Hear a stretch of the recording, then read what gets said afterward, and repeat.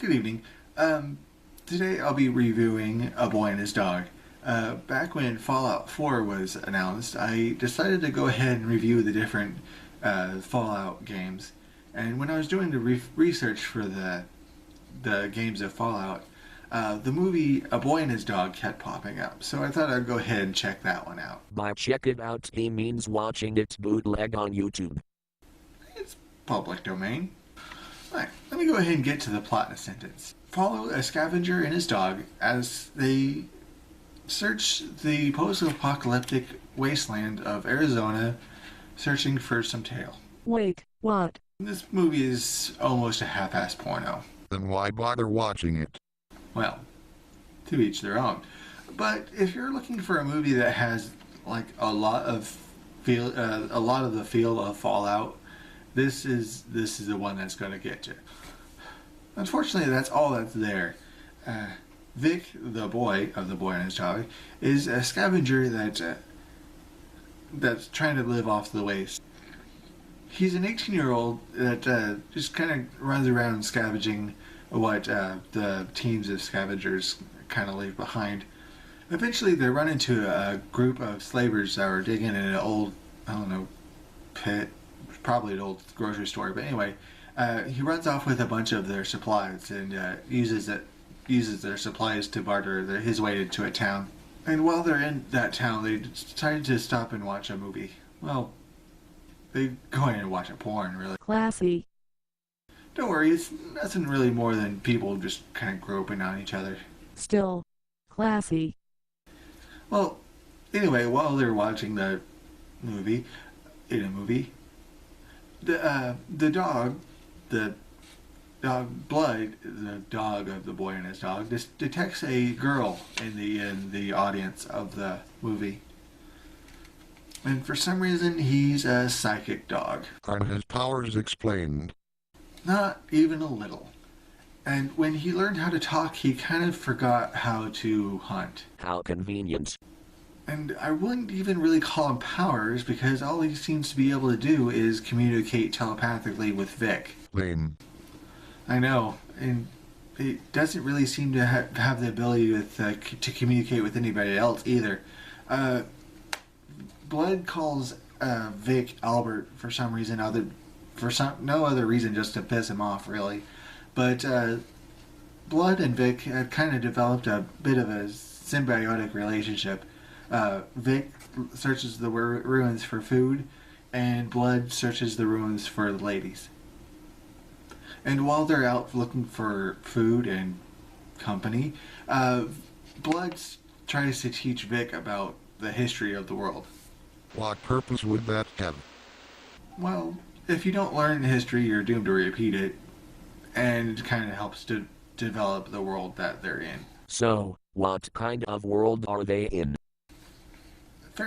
The Phoenix, Arizona area in 2024. In 2007, there was a nuclear war. World War III was anticlimactic. Well, they call it World War IV in the movie. What they call World War III, we kind of know as the Cold War. It's kind of an interesting switch up because, they always call World War III the nuclear war. But World War IV only lasted about 5 days. The title opening card is kind of like just a bunch of test footage of nuclear weapons. It's kind of stale, just test footage of nuclear weapons going off. But it's kind of at the end of the title credits, there's a thing that said the politicians have cured the urban blight. By blowing it up. Well, nuclear war tends to do that. The girl that Blood had discovered was named Quili June Holmes, a girl from what's known as the Underground. I'll talk about more of that in a later bit. But when Vic first catches up with her, she's buck-ass naked, and he goes in to rape her. So much for being the good guy. There's a long difference between a protagonist and a good guy, especially in this movie. But it doesn't really matter because he doesn't actually rape her, because when he's about to get busy, There's a big group of raiders decide to come in and interrupt and try to fight him off. But after he bites him off, she goes ahead and jumps his bones anyway. And once they kind of have their own way at each other, she smacks him upside the head and runs off. I kind of imagine that was his plan. Maybe, probably at one time, but when they're together, they talked about moving down into the underground together and live happily ever after.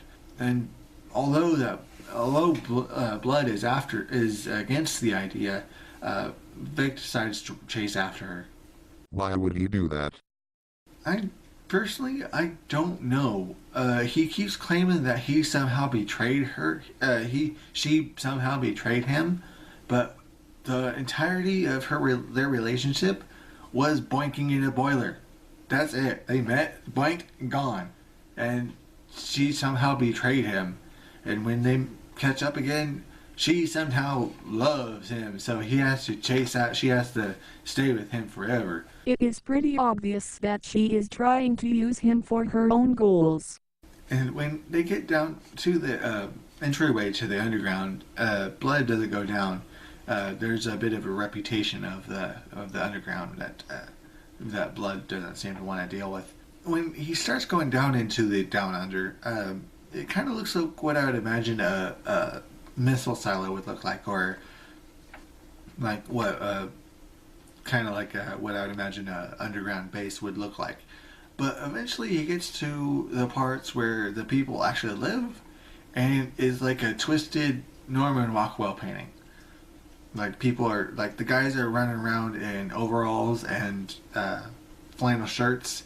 Everybody's wearing white face makeup, not like foundation, but like if it was like blackface, switch to white face. It's real creepy. It's like they're trying to reincarnate the ideal Americana, but they don't understand what it actually is. Everybody who lives down there, when they first get to the first show of the people, they have kind of like a trial type thing where someone's accused of wrong attitude and disrespecting authority, and they're shipped off to the farm. Everybody who lives in down under, when they're accused of wrongdoing, they're shipped off to the farm. What is so bad about that?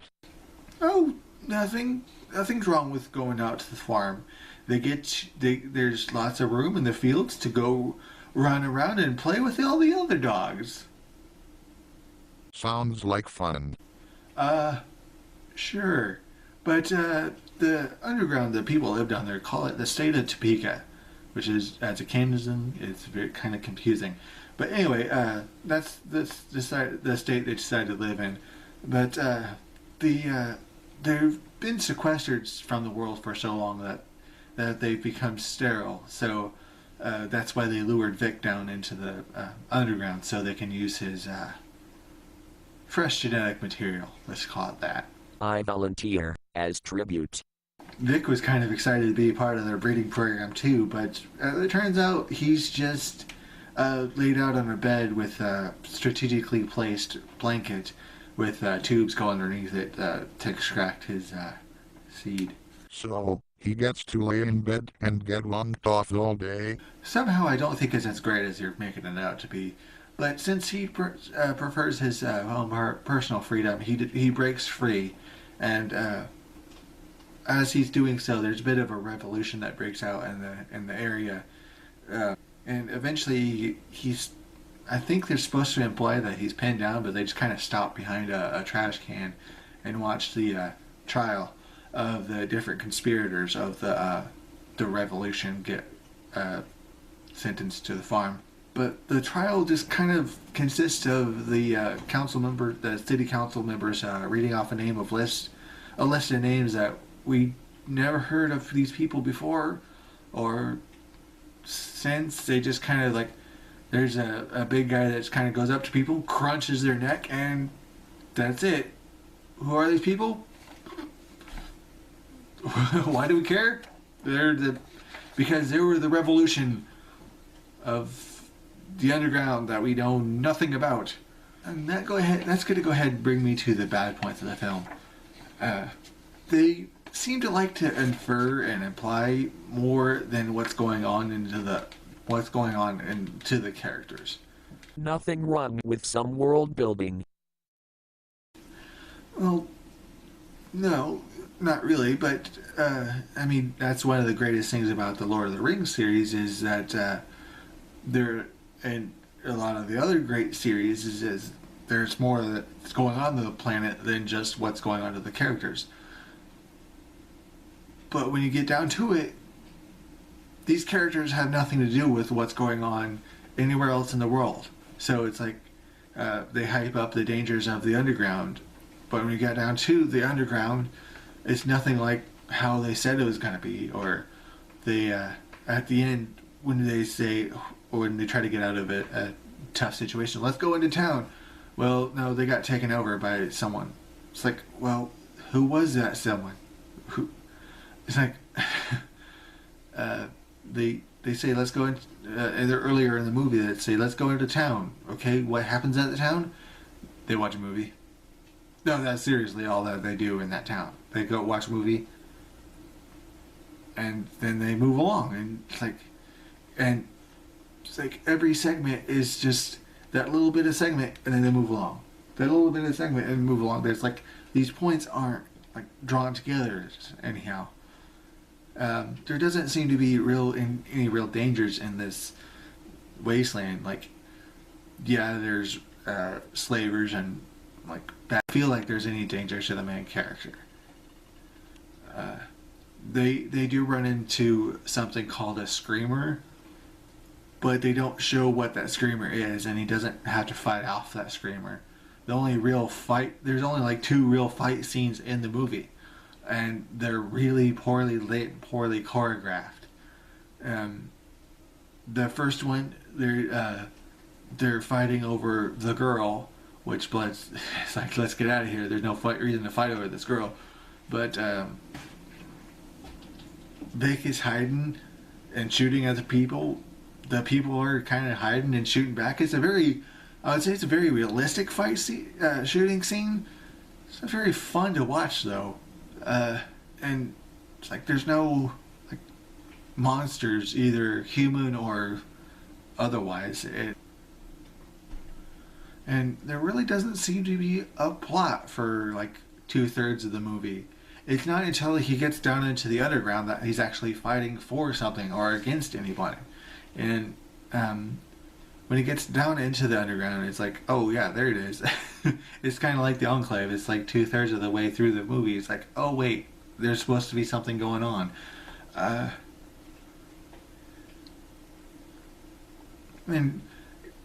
But it has a very video game feel to it, and I'll say that's a part of the good points of the movie. If they cleaned it up the plot a lot, it could make a pretty good video game. Dude, it's called Fallout. Well, I did say this game is one of the major inspirations for the Fallout game series, and it really shows the ambient feel of the movie, even running around the when he's running around the desert or going into town or down in the underground. It really does feel like a Fallout movie. And some of the greatest things about this movie, though, is that there's not a real hero. I know that's weird to say, but it's like he's not fighting for the justice of mankind because he is the glorious chosen one of the destiny, and no one's fighting for the glorious destiny of mankind. Everybody's just trying to get by. They're just people living in this world. And there's no one trying to just rule the world, because that's what people do, is they rule the world. And but I would say I'm gonna go ahead and give this movie a 1 star out of 5, because although it has a lot of ambient feel to this movie, no one's doing anything. I know that's weird to say, but I can't express myself very well on this. I don't know if this video is probably getting a lot of dislikes, but I'd like this a lot better. This movie a lot better is if one they like have a more direct feel in it, because like for again I'll say for the most part he's just wandering around the wasteland and then oh yeah something happened and then he's wandering around the wasteland again. And that's pretty much how this movie feels. That's like the point of the story. He's like that was a weird weekend. It's like if you call him next week and ask him what happened that last week, he probably wouldn't say anything weird happened. But yeah, I think that's all I think I need to say. I'd like to thank a subscriber, Plug Lover Gaming. I'm more of a cat person, but hey, to each their own. Please stay tuned Sundays for weight loss videos, Mondays for vlogs, Wednesdays for cosplay updates, and Saturdays for movie reviews. Hopefully better movies than this. Some of the people I talked to really liked this movie, but I didn't. Oh well. Thanks for watching. Have a good night.